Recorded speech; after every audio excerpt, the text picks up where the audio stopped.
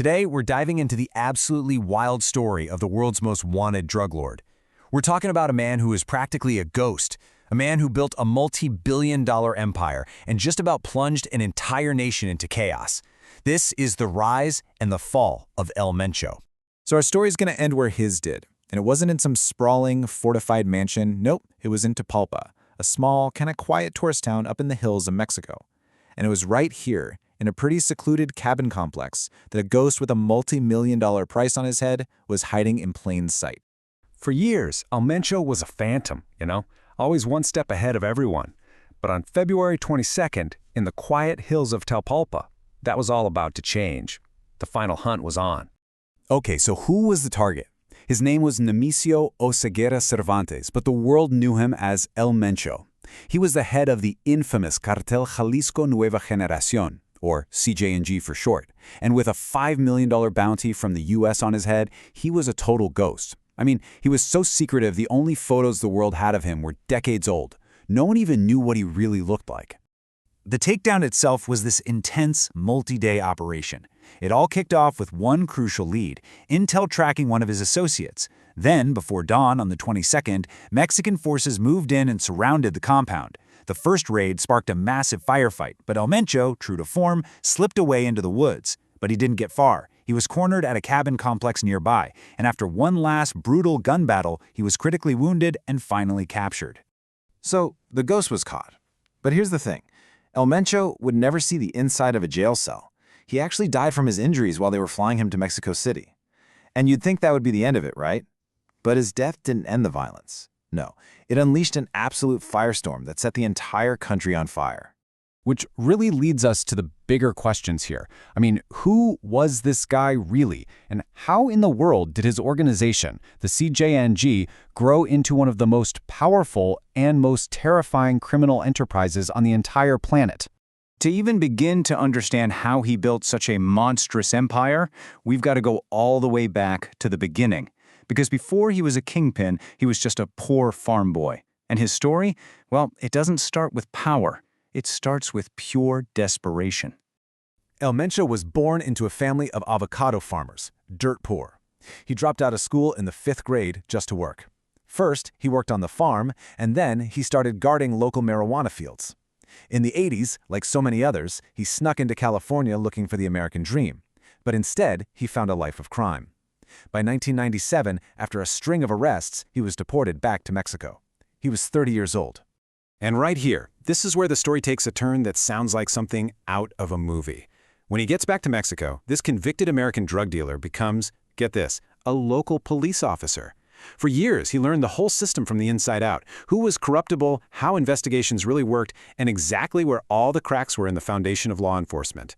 And man, did he leverage that inside knowledge?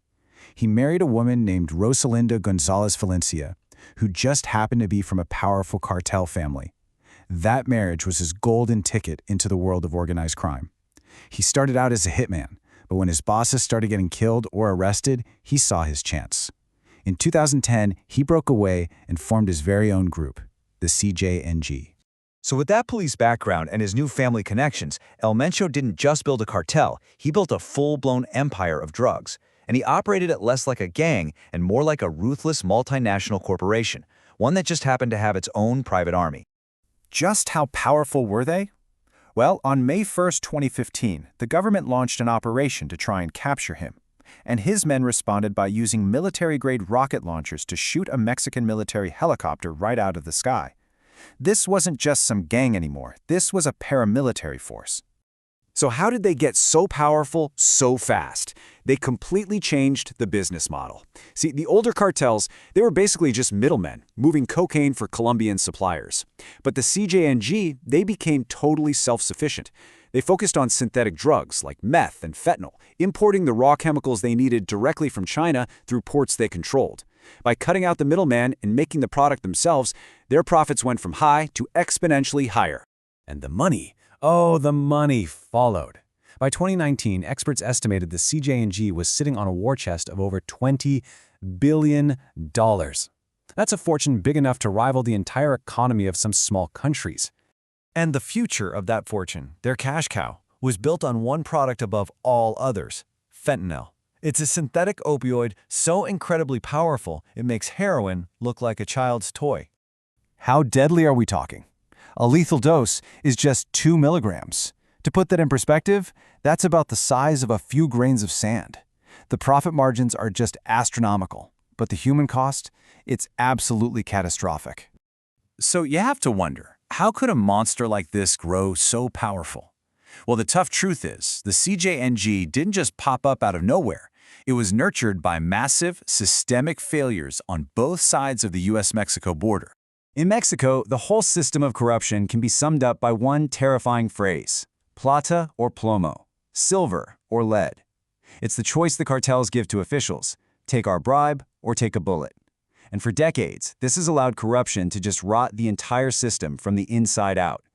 But this crisis was also fueled from north of the border. You can trace it back to the 80s, when the CIA actually empowered some of the early cartels by using their territory to train Contra-rebels. Then in 1994, the NAFTA trade agreement basically created a superhighway for drug smuggling. And then you have the guns. The vast majority of firearms recovered in Mexico are smuggled in from the US, arming the very cartels that America's supposedly fighting. And that brings us right back to today. With El Mencho dead, you'd think the war would be over. But instead, it seems to have entered a brand new and maybe even more violent chapter. I mean, in the hours right after his death, the CJNG responded with a campaign of what experts call narco-terrorism. This is violence designed not just for profit, but to terrorize the public and destabilize the entire country. They burned buses, they blocked highways, and they put a bounty on the head of every single soldier in the Mexican army. 20 states were thrown into total chaos. But here's the problem with killing the Kingpin. It creates a power vacuum. El Mencho's son, his wife, his brothers, his whole line of succession is already locked up in prison, so that leaves his top commanders to fight it out amongst themselves in what's expected to be a bloody internal war for control of that $20 billion empire. In response to all this, the United States has dramatically escalated its own strategy. It has now officially designated the cartels as foreign terrorist organizations. And this isn't just a label, you guys. It's led to the unprecedented step of actually bombing suspected trafficking vessels in international waters, which, as you can imagine, is raising all sorts of new legal and ethical alarms. So, El Mencho is dead. The Kingpin is gone. But the crisis is far from over. When you have this insatiable demand for drugs in one country, a literal river of guns flowing from another, and deep-rooted corruption fueling the whole system on both sides, have you really ended the war? Or have you just killed one man, and in doing so, maybe just unleashed an even deadlier phase?